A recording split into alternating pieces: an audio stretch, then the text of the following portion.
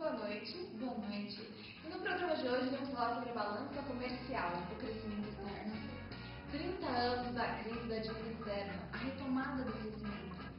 Plano econômico do Brasil, governo Lula, competitividade do sistema, top 5, aqui não prestam no Brasil. Hoje teremos diretamente dos nossos estúdios para explicar sobre a balança comercial brasileira, Rose Jabur. Boa noite, Rose Jabur. É um prazer ter você aqui com a gente, falando nesse tema tão abrangente, né, que é a balança de pagamento. Boa noite, Mariana Poeta. Pois então, vamos falar hoje sobre o balanço de pagamento, que é uma coisa que abrange realmente todos os mercados mundiais e internacionais. Balanço de pagamento nada mais é do que os registros contábeis que os países têm em relação às outras partes do mundo. Hoje, ela é composta por 5 componentes muito importantes, que é a balança comercial, contas de serviços e renda, transferências unilaterais correntes, balança de transações correntes e contas de capitais. A seguir, vamos mostrar na tabela um comparativo entre 2009 com 2013, nosso ano atual. Observamos na tabela ao lado que há 2 quadros comparativos de balanço de pagamento, em 2009 e em 2013. Em 2009, a gente pegou como comparação, para fazer comparativo com 2013, referente à crise internacional que teve, em 2013, por ser nosso ano base atual. Podemos observar que as exportações e importações teve um crescimento considerável. Tanto que em 2009 nós temos exportações 153, contra 264 já em 2013. O que preocupa muito nessa tabela comparativa é os juros, que teve um crescimento considerável, a queda do turismo do nosso país, sendo que em 2009 o Brasil estava fechando com superávit de 46,4, já em 2013 nós temos um déficit de 47 já. Ressaltando que nós estamos no primeiro TRI de 2013, tem que correr muito atrás do prejuízo ainda, e vale ressaltar também que o Brasil precisa correr atrás principalmente da competitividade do sistema em relação aos outros polos econômicos do mundo. Saiu uma entrevista muito importante, muito interessante, em fevereiro, no qual a ministra da Casa Civil fala sobre os portos, e o que ela ressalta muito nesses portos é a medida provisória 595, que já entrou em vigor, no qual ela fala que vai ter um regulamento no setor para reduzir os custos nos portos, para a gente tentar buscar um pouco mais de equilíbrio em relação às exportações e importações do nosso país. Ela cita na reportagem é citado aqui, ela diz o seguinte: nós não temos que ter medo da concorrência. O que buscamos com essa medida é a competitividade do sistema portuário brasileiro. Queremos reduzir os custos no Brasil, mostrar ao mundo que temos um sistema portuário eficiente. Assim esperamos. E por último, o que mais engloba, o que mais preocupa e o que mais atrapalha essa falta de competitividade do Brasil em relação às outras partes do mundo, ressaltando que o Brasil precisa ter garra, tem que ter gente capacitados para fazer com que esse país seja mais próspero, que esse país seja abrangente em certas áreas, e deixe de custear certas coisas que não tenham tanta importância, e fazer com que nosso rendimento, nosso PIB cresça cada vez mais. E diretamente dos Estados Unidos da América, a nossa correspondente internacional, Sandy Basti, irá explicar sobre o crescimento externo. Boa noite, Mariana Poeta. Estou aqui nos Estados Unidos para comentar sobre esse assunto que rege a nossa economia, o crescimento do setor externo. A partir de 1968, o Brasil adotou uma nova estratégia de maior abertura da economia ao resto do mundo, situando em torno de 2 bilhões a 3 bilhões, exportações mais importações, estáveis nos 20 anos anteriores ao início deste processo. Na verdade, antes de 1968, o sistema cambial adotado pelo Brasil consistia em desvalorizações da taxa de câmbio em grandes intervalos de tempo. De fato, trazia consequências desfavoráveis, pois um grande risco para o exportador. Como consequência, a capacidade de importar do país também era reduzida. Com isso, as fortes desvalorizações cambiais criavam movimentos especulativos em termos de importações de fluxo de capitais. em sistema representava um forte obstáculo à política de desenvolvimento econômico, para o qual era importante a importação dos equipamentos, máquinas, matéria-primas e componentes. Eu, Sandy Best, daqui dos Estados Unidos, para você, Mariana Poeta. E diretamente de algum lugar do nosso Brasil, a nossa jornalista Gelton Perrone irá falar sobre alguma coisa da dívida externa. Boa noite, Sandy Oliver e Mariana Poeta. Hoje estou aqui em Brasília e fiz um especial 30 anos da dívida. Que deselegante! Desculpe o transtorno, falando dos 30 anos da crise da dívida externa. Acompanhe a mensagem. 30 anos da crise da dívida externa. Como o Brasil passou pelo Setembro Negro de 1982, quando o país chegou ao fundo do poço e era visto pelo sistema financeiro internacional como o próximo a quebrar. 1973, primeira crise. Primeira crise do petróleo exige dos governos no mundo grandes ajustes, mas o Brasil preferiu continuar crescendo com empréstimos externos. A dívida externa chegou a 16,6 bilhões de dólares no fim daquele ano. 1979, segunda crise. O início da segunda crise do petróleo com a Revolução do Irã leva os preços a dispararem novamente, mas, diferentemente da primeira crise, essa é mais prolongada, por isso a dívida brasileira começou a disparar. Setembro de 1982. Reunião do FMI em Toronto não define o esperado pacote de ajuda aos países subdesenvolvidos. Nesse encontro, o governo brasileiro descobriu que estava no topo da lista de apostas do país que seria o próximo a quebrar. Dezembro de 1982. O governo brasileiro procura formalmente o FMI em busca de um pacote de ajuda e chama todos os seus credores para renegociar os pagamentos programados. A dívida externa chega a 83,2 bilhões de dólares, com 13 bilhões de dólares vencendo em até um ano. 1994. Em abril, o governo adere ao Plano BRED, transformando sua dívida externa com credores privados em títulos negociáveis com prazos e condições financeiras mais favoráveis ao Brasil do que contratos anteriores. 2002. Diante da turbulência internacional, o governo brasileiro volta ao FMI em setembro e recebe empréstimo de 41,75 bilhões de dólares, que os candidatos às eleições presidenciais daquele ano se comprometeram a pagar. 2005. O governo brasileiro não renova o empréstimo feito em 2002 e, no fim do ano, quita o restante da sua dívida, de 15,5 bilhões de dólares. 2009. Durante a crise internacional, o Brasil é convocado para aumentar sua participação no FMI. De 10 bilhões de dólares, passa para 14,5 bilhões. É um esforço mundial para salvar os países em dificuldades financeiras. E passa a ser credor do organismo. E agora, o nosso momento do esporte. O nosso comentarista esportivo, Rafa Smith, irá nos falar sobre bola cheia e bola murcha. Boa noite, Rafael Schmidt. Filmando. A retomada do crescimento. O processo de ajustamento. Após o processo de ajustamento, o país encontrava-se com as suas contas externas praticamente equilibradas. A significante expansão da economia norte-americana em 1984 resultou no aumento da demanda por produtos brasileiros, ou seja, dependemos dos outros para o nosso crescimento. Como sempre, né? O Brasil, uma palhaçada, não consegue fazer nada por conta. Enfim, com o crescimento dos nossos amigos, conseguimos aumentar a nossa exportação, nosso mercado interno, emprego, salário e tudo mais que o Brasil precisa para o seu crescimento. Agora vamos mostrar as bolas cheias desse crescimento. E lá vem eles, os bolas cheias da nossa retomada do crescimento econômico. Olha só o superávit comercial mandando muito bem. Ultrapassou a casa dos 13 bilhões de dólares. E quem diria, hein? A nossa importação de 12% em 1980 cai para 7% em 1984.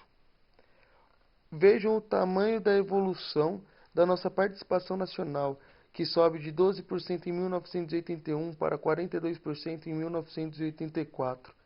Outro que deu show de bola foi a nossa reserva internacional, que em 2 anos consegue triplicar o seu valor. E é claro que ele não poderia faltar. O nosso PIB cresce 5,7% se comparado com os 2 últimos anos.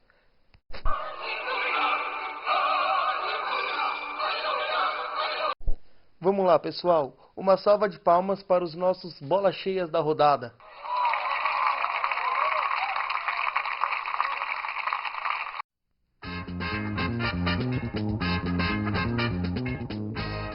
Tudo foi estudado criteriosamente e com seriedade.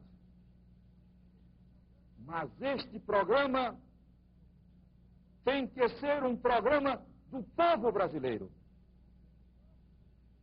Todos estaremos mobilizados nesta luta. Cada brasileiro ou brasileira será e deverá ser um fiscal dos preços. E aí, posso me dirigir a você, brasileiro ou brasileira, para investi-lo no fiscal do presidente, para a execução fiel desse programa em todos os cantos deste Brasil. Aí veio o plano cruzado, que foi, digamos, a primeira tentativa mais organizada de enfrentar a questão da inflação, né? E o plano, no início, deu certo, né? Ele veio com certos componentes que eram complicados, porque um foi controle de preço, né? E controle de salário. E essa coisa toda que depois é difícil depois você manobrar.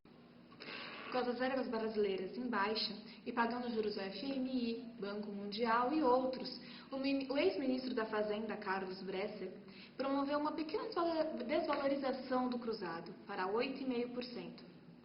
A estratégia de aumentar a rentabilidade da exportação e reduzir a demanda interna. Acompanhe uma pequena reportagem que fizemos com o ex-ministro. Eu diria que deu certo pela metade, porque eu encontrei o Brasil, não é, no colapso do plano cruzado, não é, com a inflação explodindo, não é, e eu consegui pôr uma certa ordem na casa. Além disso, no plano eu não consegui, com o plano Bresser, acabar com a alta inflação, porque não havia o apoio suficiente para fazer todo o ajuste fiscal necessário. Chegou quase a 80% a inflação naquela época? Não. Naquela época a inflação estava em... Quando eu assumi, estava em 16% ao mês, né? E ficou nesse nível, mais ou menos, quando eu saí do governo. Eu fiz um plano, né, zerou e depois voltou. Agora, a segunda coisa é que eu estabeleci todas as bases para a renegociação da dívida externa, né? Isso foi um grande sucesso. E eu acho que o Brasil, né, saiu um pouco melhor depois daquela brutal crise em que eu encontrei o Brasil. E essa metade que fracassou, o que era? Então, a metade que fracassou foi que eu não consegui acabar com a alta inflação. A alta inflação só iria ser terminada 7 anos depois, em 1994, com o Plano Real. Após o plano de Bresser, foi instalada a política do feijão com arroz. O ministro Maílson de Nóbrega manteve a estratégia do plano Bresser em 1988. Os resultados foram favoráveis. No decorrer do mesmo ano, houve uma mudança na aceleração inflacionária, causando uma redução na taxa de câmbio. Em 1990, o plano econômico do Brasil foi drasticamente alterado, muito conhecido como Plano Collor. Hiperinflação, confisco de dinheiro, são palavras que para hoje em dia podem ser até desconhecidas para a gente, mas naquela época não. Nesse mesmo ano foi adotada uma política de comércio exterior. As importações representavam 4% do total das compras no país. Acompanhe a nossa reportagem. A década de 90 chegou de cara nova. Um novo presidente tomou posse. O primeiro eleito pelo voto direto, depois de anos de ditadura. Jovem, atlético, trouxe com a imagem de bom moço a esperança de dias mais estáveis. No dia seguinte à posse de Fernando Collor de Mello, a grande surpresa. Iniciar a execução de um plano que trará modificações profundas na economia nacional. Essa tarefa não será fácil, seja porque os desequilíbrios apresentados pela economia são muito agudos, seja pelas enormes resistências que vamos enfrentar por parte daqueles que perderão seus privilégios. 16 de março de 1990, há exatos 20 anos, o Brasil parou e ficou boquiaberto. O governo lançou o Plano Brasil Novo, que depois ficou conhecido como Plano Collor. O tópico mais polêmico e inesquecível, o confisco dos depósitos bancários como a poupança, com valor acima de 50 mil cruzados novos, cerca de 5 mil reais hoje. A moeda era o cruzado novo. Havia muito dinheiro circulando, mas de repente o que se ganhava num dia, no outro não valia mais nada. A inflação era pintada como um dragão. O que levou a essa situação foi uma crise externa muito violenta, que vinha se arrastando já há praticamente 15 anos. O Brasil não tinha financiamento do exterior, o setor público foi se deteriorando numa crise crescente que acabou levando a essa situação praticamente pré-falimentar, digamos assim. Após o fracasso do Plano Collor, houve uma grande aceleração dos preços e a inflação de 1991 era de 21% ao mês. Foi a gestão de Marcílio Marques Moreira. Em 1994, o ex-ministro da Fazenda, Fernando Henrique Cardoso, apresentava o Plano Real e suas 3 etapas. E tudo começa com o ajuste fiscal. Acompanhe o especial que nós fizemos sobre o Plano Real. Primeiro vem o ajuste fiscal, um corte de 22 bilhões de dólares no orçamento, ou 5 trilhões e meio de cruzeiros reais. Junto com ele, o governo quer que o Congresso crie um fundo de emergência, reservando 15% de todos os impostos para pagar programas sociais. Ainda assim, é preciso mais dinheiro para equilibrar as contas. A ideia, então, é aumentar todos os impostos em 5%. Haverá um sacrifício, indiscutivelmente, de todos. Entretanto, nem o Estado, nem o município, nem a educação, nem os fundos de desenvolvimento, nenhum deles perderá nada. Depois que o Congresso mudar a Constituição, o Banco Central começa a divulgar um novo indexador. É a Unidade Real de Valor, URV. Um índice que vai variar todo dia, junto com o dólar comercial. Ninguém é obrigado a usar a URV. Só vai adotar esse indexador quem quiser. O governo vai dar o exemplo, ajustando seus impostos e tarifas a partir de agora pela URV. E temos aqui um visitante hoje no nosso estúdio, o ex-presidente Fernando Henrique Cardoso, que irá nos falar um pouco sobre o Plano Real, sua formação e até os dias de hoje, né? Senhor presidente, boa noite. É uma honra estar entrevistando o senhor aqui hoje. Muito obrigado. Para mim é um prazer também estar aqui e poder conversar a respeito desse tema, que eu acho que tem significado nacional. Senhor presidente, nos explique o porquê da imposição do Plano Real. Porque até o estabelecimento do Plano Real, depois do período inflacionário, que começou no final dos anos 70, a situação econômica e mesmo social brasileira era caótica. Nós não tínhamos noção do valor das coisas, de proporção, o orçamento era uma peça de ficção, as pessoas recebiam o salário acabava no meio do mês, porque o dinheiro era desgastado pela inflação, não se podia divisar o futuro. E o Real foi um plano que deu certo, quer dizer, conseguimos paralisar essa tendência de deterioração do valor da moeda. Mudou a vida das pessoas.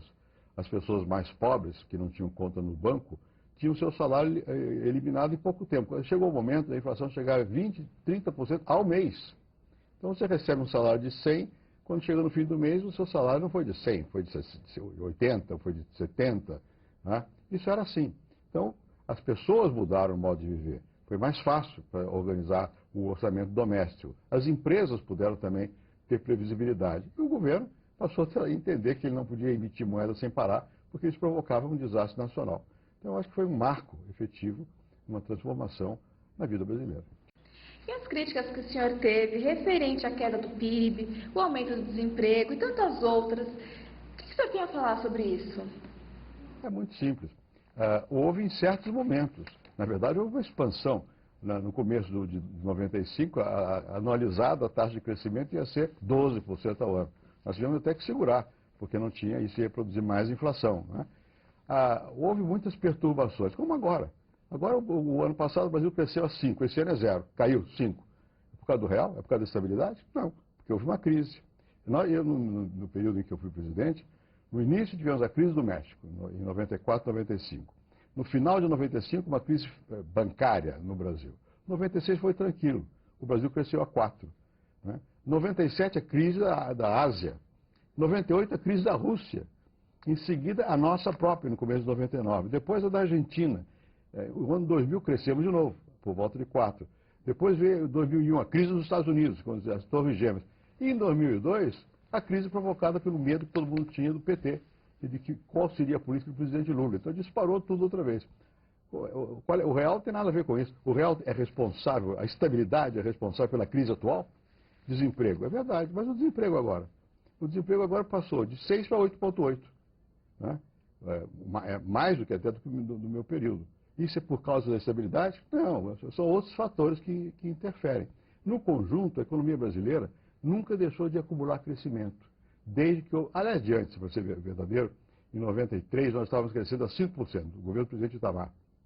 O crescimento não é diretamente ligado a isso. Evidentemente, um crescimento sustentável requer estabilidade da economia. Mas há outros fatores, porque a economia capitalista, como essa nossa, ela é cíclica. Ela tem momentos, veja a China, crescia 12, caiu. Né? Então é preciso separar, entender melhor o funcionamento, para não dizer essas coisas. A estabilidade provocou desemprego. Não, provocou desemprego, foram crises induzidas, todas elas, de fora. Boa noite. Estamos aqui com o presidente Luiz Inácio Lula da Silva. Ele concedeu uma entrevista exclusiva para o nosso jornal. Presidente, boa noite primeiramente. O senhor poderia dizer para nós qual é a sua expectativa de começo de governo?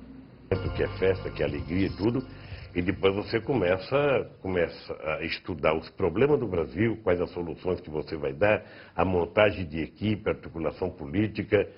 E eu confesso que muitas vezes, nas primeiras semanas, deitado na cama, eu e Marisa ficava de barriga para cima pensando, será que sou eu que estou aqui mesmo?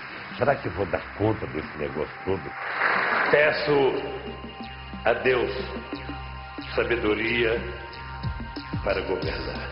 Como foi para o senhor o primeiro encontro com líderes mundiais? Qual a sua expectativa em relação ao encontro com esses líderes que tanto o senhor já elogiou? Como foi para o senhor? Quando começou a reunião, eu estava numa sala em que não tinha um intérprete, não tinha ninguém perto de mim. Não entendia nada ali. Aí eu comecei a me dar conta, começou a me cair uma ficha que é o seguinte. Peraí, por que eu estou aqui? Outro dia eu vi esses caras na televisão, era tão distante de mim, eu estou aqui, e eu comecei a me encher de orgulho e dizer, peraí, nenhum deles veio da onde eu vim. Então eu vou me encher de orgulho aqui, quando eu abrir a boca aqui, eu estou falando em nome de milhões de pessoas que eles nunca chegaram perto. O senhor foi um dos presidentes que mais quebrou protocolos. Como o senhor definiria Lula por Lula? É o meu jeito de ser. Veja, eu sei que eu dei problema para o meu pessoal de protocolo, eu sei que eu dei problema para o meu pessoal da segurança. Eles ficavam horrorizados quando eu terminava a sair do palanque e descia lá para abraçar o povo. Então eu sabia de onde eu tinha vindo. Eu sabia da minha origem. E eu sabia para onde eu vou voltar. Eu vou voltar por meio desse povo. E para fechar a nossa entrevista, muitos criticaram o seu governo, principalmente os empresários. Como o senhor avalia o seu governo, de uma forma geral? Não é verdade. Adriana, se você quiser, nós faremos um reunião com o empresário para você perguntar se algum empresário já ganhou o tanto de dinheiro que ele está ganhando agora. Eles nunca tiveram a quantidade de obra que eles têm. Quando eu cheguei na presidência, em março de 2003, esse país, do tamanho que ele é, tinha apenas 380 bilhões de reais de crédito. Hoje nós temos 1,5 trilhão de crédito. Eu, sinceramente, eu tenho consciência que eu vou entregar um outro país. Um país com gente menos pobre, um país com os trabalhadores ganhando mais, um país com a democracia mais consolidada, um país com a infraestrutura muito mais forte do que nós já tivemos em qualquer momento. Fizemos tudo? Não. Falta muita coisa para fazer. Então, eu acho que o Brasil hoje se encontrou consigo mesmo. De quem é a responsabilidade? Eu acho que é do povo brasileiro. Eu fui apenas o encarregado, muitas vezes, de tornar prática aquilo que eu aprendi nas 70 conferências nacionais que eu fiz. Eu fiz conferência com tudo que você possa imaginar nesse país. O orgulho, Adriana, o orgulho um dia que embaixo daquela ponte, lá no Glicério, sabe, eu vi o BNDES assinar um empréstimo de 200 milhões de reais para a cooperativa de catadores de papel. Aí eu falei, agora sim, esse país.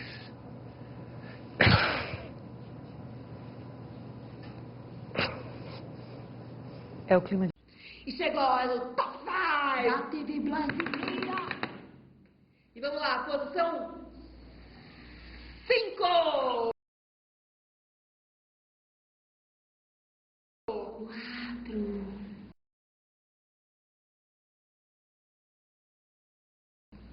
3.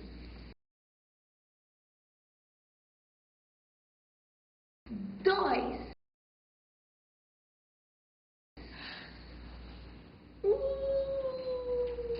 Tá lá.